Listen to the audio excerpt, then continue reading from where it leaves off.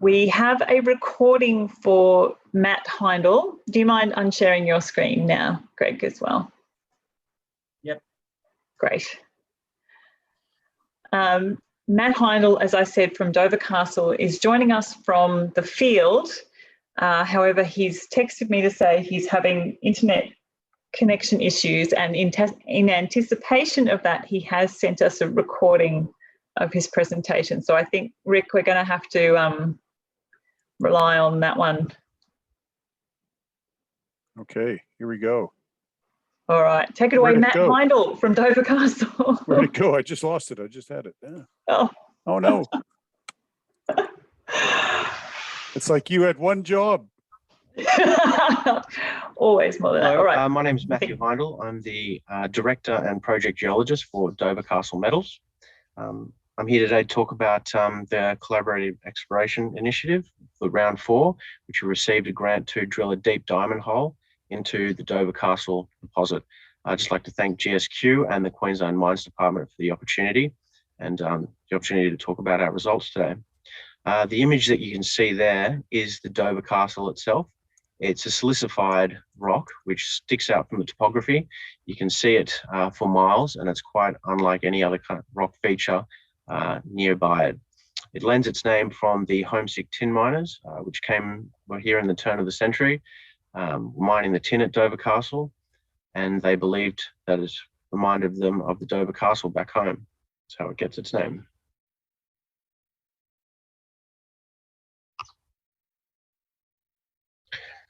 We're about 2 hours drive west of Cairns. We have 3 exploration permits, EPM 27231, 15452 and 10834, and 1 ML 20499. We've got the Kulbura and Sunnymount historical mining districts, which historically were very large producers of tin and tungsten, which is all a big part of critical and strategic metals. But where I'll be talking about today is EPM 10834, which is in the top right corner up there. All the red dots in the image are historical producing mines. We are in part of the Herberton tin field. We're about exactly halfway between Herberton and Chillagoe in North Queensland. So the deposit itself is hosted by O'Brien's super sweet volcanic ignimbrites of the 8-mile caldera, which is strongly fractured and folded in broad open folds by a 15 million year old deformation, and intruded by O'Brien's Creek super sweet and Utan's super sweet granite batholiths. So there's a lot of historical mining in the immediate area, including Chillagoe, Herberton. We got the lease in 2014, and first thing we did was to start looking at all the historical mines and mapping them out. All the different mines are very different to each other in terms of metal composition, mineralization. Dover Castle's primarily tin, Midas tin, Feldspar mostly tin, silver, lead, zinc, Betelgeuse tin, silver, lead, zinc, Silver King, lead and silver, and Comstock lead and silver again, but there's a lot of indium at Comstock specifically. The image you can see to your left is a historical mine with an old ore bucket stuck in it. And the certificate in the middle is from 1911 for a sales of ore totaling 7,448 pounds, which is a fair bit of money in 1911. So there was some pretty substantial mining going on for the time. We've done over 500 rock chip samples that have been sent for assay. We've done a big IP survey over the entire EPM 10834. Done 80 RC holes for 10,622 meters. We've got a JORC resource. We've done a lot of detailed geological mapping. We conducted SWIR on the RC chips. We've been involved with James Cook University in a number of areas, but that includes the cassiterite dating that we did. And we've now completed 5 diamond holes, 2,874.3 meters, including number 5, which was courtesy of the CEI grant. The first thing we did was go to the historical mines and pick over the dumps and send some of that material away for assay. We got some very good numbers straight off the bat, which were very encouraging. very high silver, lead, zinc, but also a lot of indium. So one individual sample, over 5,000 ppm indium, which is was very encouraging to us, and also 5,000 ppm silver, some good copper numbers, and tin at the Dover Castle. Lots of samples in the percentages. A XRF soil sampling program was conducted, which we were very happy with the results. As you can see in the image, the large pink circles are plus 500 ppm zinc, and it really delineated the deposit quite nicely, which was very useful. A very, very strong metal zonation pattern was observed, ranging from antimony, arsenic, silver rich in the north to zinc, lead, tin in the middle, and copper, zinc rich in the south, suggesting a progressive increase in temperature of ore precipitation to the south, zonation which was also observed vertically.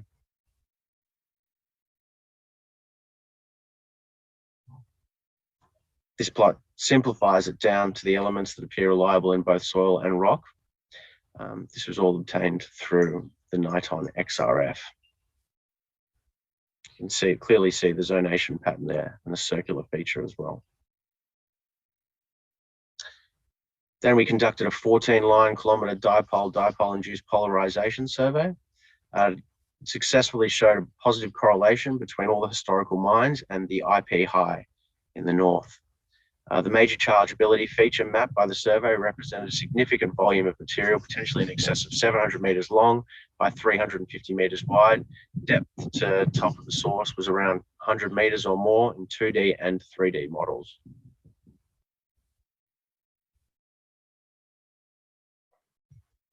The RC drilling that we've done 6 programs in total.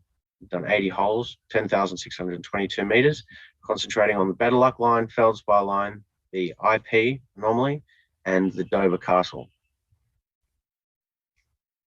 The Bedeluck and Feldspar lines, once we hit the load, massive sulfide polymetallics, it was easy to keep following it and build on that. And that's what our JORC resource was obtained on, because the geometry of the system in those areas was easy to follow. In the IP, we were drilling and we were not hitting mineralization we expected to, and hitting them where we weren't, broad zones of disseminated sulfides that just couldn't be put together with the geometry to put into our JORC model, which was left out of the JORC model.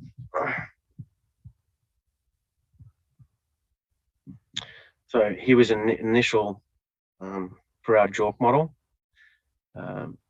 After going through the data, we've realized that our tin and indium numbers were significantly undervalued through the analytical method that was adopted.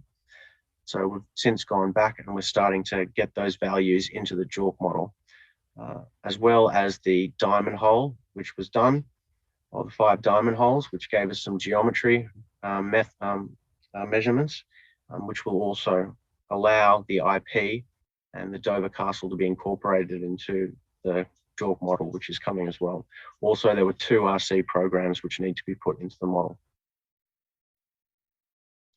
We conducted shortwave infrared analysis on all the drill RC chips to date, and we discovered that in the south of the deposit, we got a chloride sericite dominant alteration, with in the north, a strongly sericitic alteration.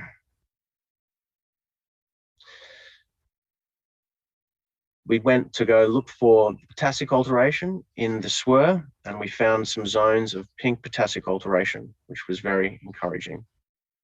The next step, of course. So the conclusion was the sericite alteration was most likely associated with finely disseminated sulfides, i.e. classic phyllic alteration with pale sericite, disseminated pyrite and other sulfides and quartz. Along with the sulfide-rich veins, this is the best explanation for the IP chargeability. Provides additional motivation for drilling deep into the IP. And that's when we did our first diamond hole. Our first hole was designed to go straight into the IP high, just above the ML to the west, in hopes of finding broad zones of mineralization, disseminated stockwork veining, and porphyry alteration, which we were very pleased to find when we hit potassic alteration with all the alteration associated with it, including magnetite. John Nethery was our senior geologist who was logged the core and designed the program. And John has written a report for us, and it's been called the Dover Castle Tin Porphyry System.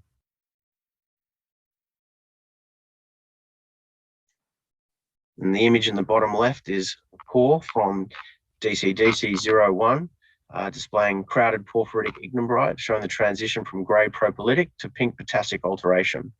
We've got some nice hits in it as well, including 32 meters from 200 meters, 0.6 zinc, 1.4 lead, 52 ppm silver, and 0.43% tin. 24 meters from 353 at 1.2 zinc, 2.6 lead, 178 ppm silver. So there's a fair amount of silver in the deposit as well. The zones of maximum sulfide concentration are found within the hydrophilic facies overprinting potassic facies in the first hole that we drilled. In the top left image, you can see stockwork veining, had some good tin numbers in it, as well as silver, lead, zinc. And then you've got some veins of massive sulfide, hydrous, propylitic, and philic facies containing veins consisting of tin, copper, silver, lead, zinc, massive sulfide veins. The image in the bottom left is that strongly altered potassic ignimbrite, showing resorbed and broken quartz and feldspar xenocrysts with pink potassic feldspar rimming and secondary biotite growth, with xenocrysts and matrix and diffuse bands of philic, propylitic quartz, sericite, chlorite, sulfide alteration. In the image in the top right, crowded porphyritic ignimbrite showing resorbed and broken quartz and feldspar xenocrysts with pink potassic feldspar rimming and secondary biotite growth with xenocrysts and matrix. Number two, our target shifted. Now we were aware of the alteration associated with porphyries, and we went to go and hit the intrusive.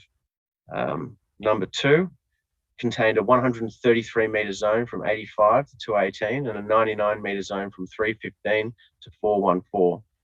John concluded that number one and number two were focused on the outer lower order anomalous halo of mineralization. Future drilling was planned, hydrothermally alteration intrusive, which high grade porphyry mineralization surrounded by the lower order alteration halos. So we got all the alteration, but we pulled the hole at 611.8. Number three was designed to drill underneath an area of very strongly silicified host rock where silicification was believed to have been caused by strong hydrothermal alteration. Porphyry alteration facies were observed in number three, as well as a very impressive 30 meter zone of massive sulfides corresponding to the feldspar load.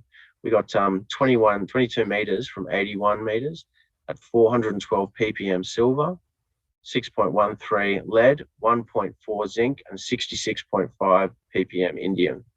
So there's a lot of silver in the system as well, and significant amount of indium as well. Number three intersected a split vein system in the northern extension of feldspar with substantial mineralization that wedged between the two veins. Number four was then shifted 180 degrees and was directed directly underneath the Dover Castle historical shaft. We've got a wide section of highly silicified ignimbrites, 200 meters to 3 feet, which may connect to the Dover Castle surface zone with strong silicification. So we hit the actual Dover Castle, but at depth. Within that zone of silicification, brecciation, and sulfide veining, number four, there was a total of 8 dikes or plugs of rhyolitic quartz porphyry intrusive. Number four produced a disseminated tin anomalous zone over a substantial interval, being 40 meters at 0.27% tin from 257 to 297, and was in a rhyolitic intrusive body. The fact that there were so many intrusive bodies within that section, was about 70 meters true width, suggests the hole was intersected the irregular top section of a finger-like elongate porphyry system and was likely to converge into a single body at depth. So we were very excited when we drilled this hole. As you can see in the diagram schematic in the right, the intrusive that was intersected and the sulfide veins and tin mineralization associated with it. John and I went to the Dover Castle and observed slick and slides on the actual Dover Castle itself, and has been determined that a series of shallow thrust faulting events have existed in the region, which have actually offset the deposit. So we are looking into this now with our previous drilling, as well as redoing our JORC model to incorporate the new data from the drilling. Here's some images of the core, lots of sulfide, brecciation, stockwork veining.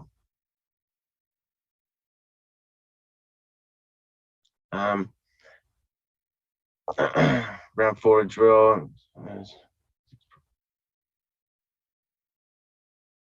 So this is number 5, which was the collaborative exploration drilling. Inside mining lease 20499, where recent exploration programs had developed a new concept of the controls on mineralization, which highlighted the potential for a larger mineralized system rather than narrow fissure loads, which we'd found in the past. So number 5 targeted the potential deep down plunge of the outcropping intrusive rhyolitic apolitic intrusive in the center of the northern IP chargeability anomaly. We didn't hit the intrusive in CEI grant, but we did hit a very, very nice zone on the way down, which was to our surprise. We sent the material to ALS, to which they came back and said that there were 2 meters in that drill core, which went over 500 ppm indium. So the reason for that is that ALS determined that there was too much interference between other metals, including lead and the tin specifically, and a reliable number just could not be determined. Due to the complex nature of the sample matrix and interferences present on the ICP-MS, further quantification by current ALS methodologies could not be carried out. ALS recommended that we contact university, to which I called James Cook University, and I was put in contact with the Advanced Analytical Center, who we sent our material to for further analysis in the hopes that they would be able to determine the true values. You can see in the far right 2 columns with the tin, the ME-MS61 method produced in those intervals 103 and 134 ppm tin, but the ME-MS method came out at 3,000 and 1,600 ppm, 2 different methods. Number 5, the results that we got, 143 to 144 came out at 455 ppm over that interval, and 144 to 145 came out at 725 ppm, which were very, very nice indium numbers over that interval. It highlighted a number of exciting aspects of the Dover Castle project and allowed the company to realize methods in our exploration and analysis that need to be improved. So these improvements are being implemented at the moment, and we're currently going back over the results that we've done in previous drills, and we're updating that data. The complex nature of the deposit presents a problem for analysis observed in meters 142 to 145. It's due to a number of reasons: the solubility of tin, the interference of other elements. It's believed that historical methods of analysis have either greatly undervalued or incorrectly assayed certain elements. True values most notably be tin, indium, and silver. So moving forward, the CEI grant really showed us some shortcomings in things that we've done in the past, and we're rectifying that now, and we've got some really good data coming out of it. The image that you can see on your right, these are recently acquired assays. The yellow on the right was the historical numbers that we got out from the mass spec of the tin using an acid digestion that was not correct for cassiterite, and the ME XRF 15B, which is the ore grade tin, came out and we're getting percentages of tin, and we're getting it all through the system as well. So once that's been done, that'll be re-put into our JORC model. So the Dover Castle itself is a historical tin, silver, zinc district that records an extraordinary diversity of metals in galena sphalerite dominant bonanza lodes. Although geochemical analysis of these rocks has proven very difficult, they provide an extraordinary opportunity to understand the controls on the polymetallic association. Dover Castle intends to redefine its JORC to include the tin and indium. We've got to put the 5 diamond holes that we've got into it, that we've got the structural geological data now for. We want to do we've got 10 RC holes that need to be added to the JORC, and we need to incorporate the drilling of the IP and the Dover Castle lode into the resource calculation. Future exploration across the tenements will take us into consideration the shallow southwest thrusting faulting that was observed by John Nethery. And the Dover Castle deposit is an example of the scarce global category of tin, indium, wolfram, silver-bearing base metal polymetallic lodes, has a huge potential to be at the forefront of Australia's drive into the future strategic and critical metal production. So it's a very exciting time for us. And in the new ground we've got as well, we're getting some very promising results out of that as well. So thank you very much to GSQ and Queensland Mines Department, and thank you very much.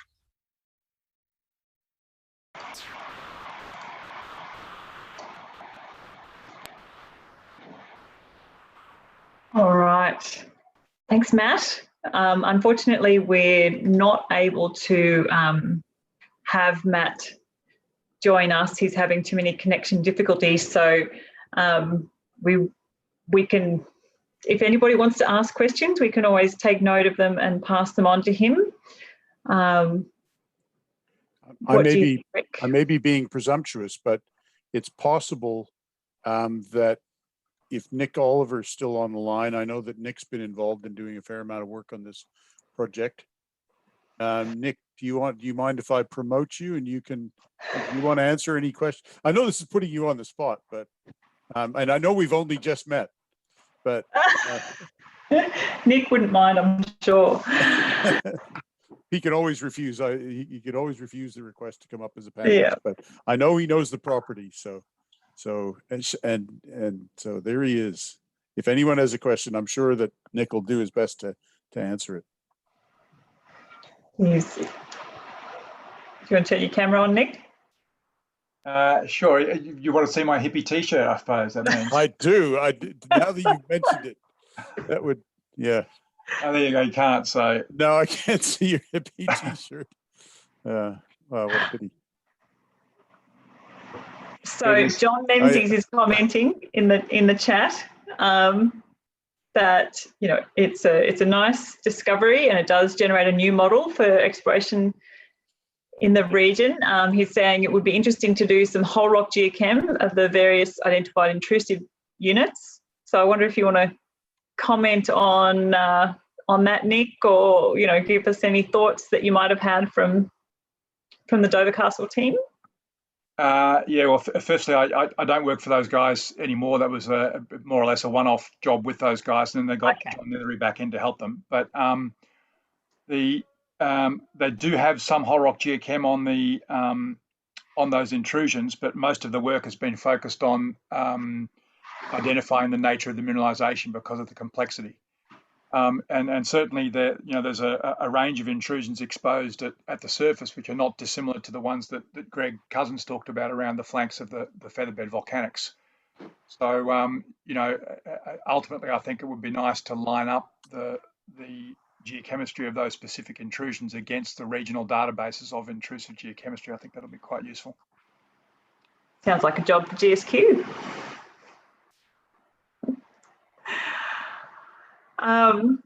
All right. Would anybody else like to ask the age of the intrusives related to mineralization? Helen's just asked. I can't remember. Not Precambrian. I know that. There are some ages, and I'm struggling to remember the specific ages. The intrusive hosts, I think, are a little bit older than the featherbed volcanics, but I really can't recall the numbers. I mean, there's a couple of publications out that came out of that EGRU conference volume a couple of years ago that might have the numbers in it, but I can't recall the details. I'm sorry. I know that Vladimir Lisitsyn from my team would be able to answer that question easily, but he's not with us today. So I think 310 comes to mind, but I'm not sure, and don't quote me on that. Or any ideas, Greg?